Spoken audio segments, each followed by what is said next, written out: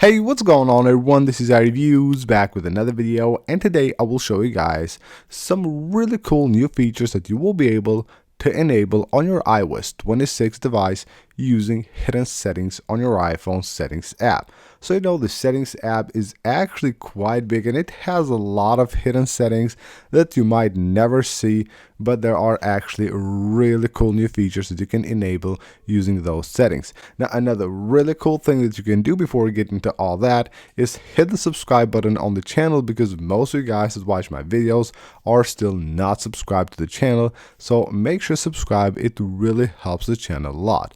Now we're starting things off with the focus modes. So if you have two different phone numbers, maybe even more, on your iPhone, when you go to set up a focus mode, you can actually choose which SIM card you want to use with that focus mode. So just go to focus here under settings, and what you will be able to do when you go to one of your focus modes is just go right here to add a filter, and then you will have here phone, and you will have filter calls by SIM. So you will see right here the SIM cards that you currently have on your device, and it says choose a SIM to show its incoming calls and voicemails. So let's say you're at work, or maybe you're at home, you want to use just your phone, your work phone or your homework, whichever one it is. You can just go ahead and choose that one, and then only calls and voicemails and messages from that phone will show on your device. Next up will be Bluetooth devices. So on your settings app, when you go to your Bluetooth section and you have the list of your devices right there, just tap the little I button. It will show you this menu right here. Now when you go here, you will have something called device type. Now right here you will have a few options. So you will have car stereo, headphones, hearing aid, and speaker. Now right here it says specifying the device type will basically make sure that your headphones or audio levels measures are actually accurate. Now you can also go to other right here if you don't have any of these, or the device that you're actually using is not any of these. But again, if you're using like a car stereo, you can just go ahead and select that.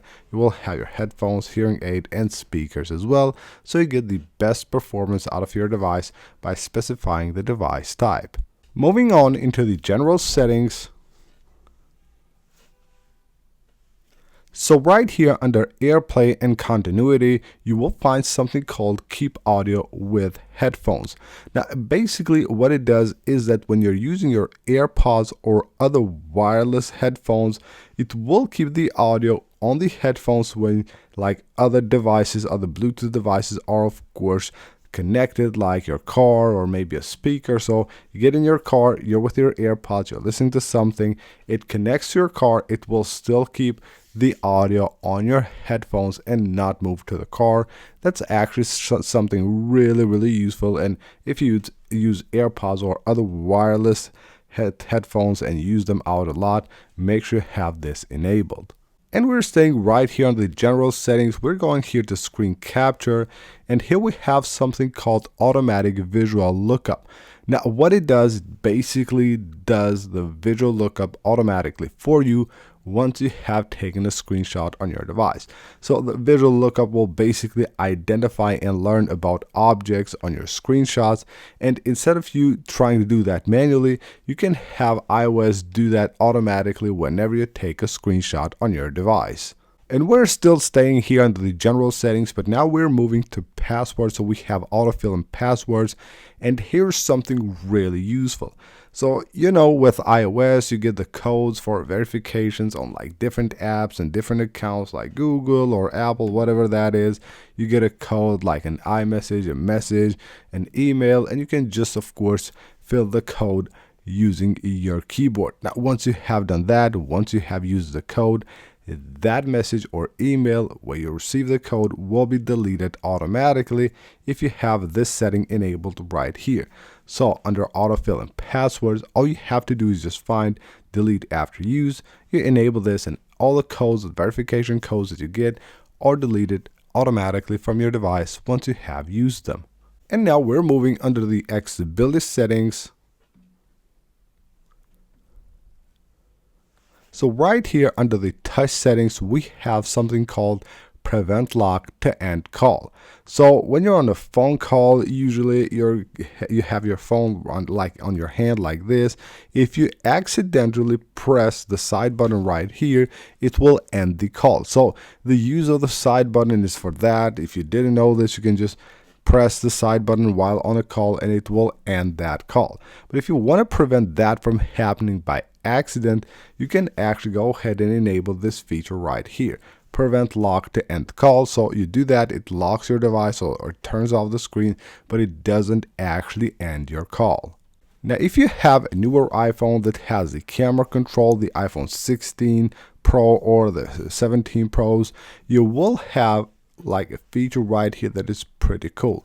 So right here we have camera control. So you know that with camera control, you launch the camera app of your iPhone, the default camera app, but you can actually go here and you can choose to launch another camera instead of the camera app of your iPhone. If you have like a third-party camera app that you use, it will show right here. You can just select that, or any of the like social media apps, maybe Instagram or something like that, magnifier maybe. You just go ahead and then press right here or the code scanner, and it basically will replace your camera. So right here you can go ahead and open anything you want from that list. Moving on under the contact settings, did you know that when you go to your settings, go to apps, find contacts, and then go right here, short name, you will be able to change how the names of your contacts are actually shown on the list of your contacts. So you can enable the short name right there or disable that, but you will also have first name, last name, first initial, last name.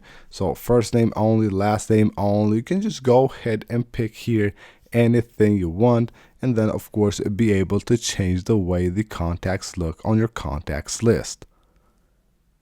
On the FaceTime settings, if you scroll all the way down and you go to right here, call filtering, and you go to unknown callers, you will have a new option where you can actually filter international numbers. So you will filter all the calls, FaceTime calls that are coming from numbers outside of your country by simply selecting it right here. So it says unknown FaceTime calls from numbers with different country code will be moved to the unknown callers list. So you can do that from here. And last but not least, we're moving to the mail settings. Did you know that you can actually change your default mail app on iOS? I'm pretty sure most of you guys don't know about this. So of course, we have a default iOS mail app, which is not that bad. But if you prefer to have the default mail with another app, like if you use maybe Gmail or anything else you use, you can just go right here to the mail app and then go to default mail app, and from here you will see a list of all the apps that are supported and you have installed on your device, and just like that you can go ahead and click on any of them and make it the default mail for your iPhone. So that is it for this video, guys. I hope you guys enjoyed the video and hopefully you learned something new today with all these cool tricks and features that you will be able to use on your device. So that is it. Again, thank you for watching. Leave a like if you enjoyed the video, and I'll see you on the next one.